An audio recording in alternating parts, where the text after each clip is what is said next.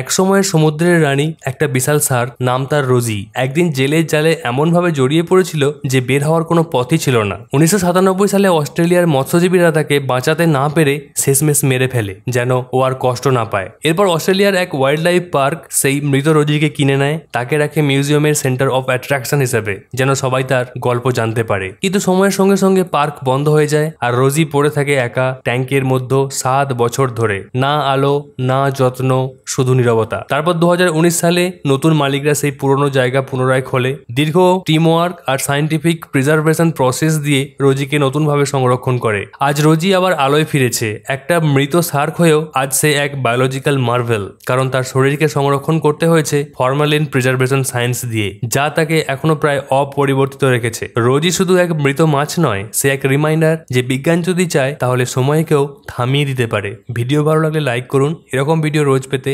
Subscribe অবশ্যই করুন।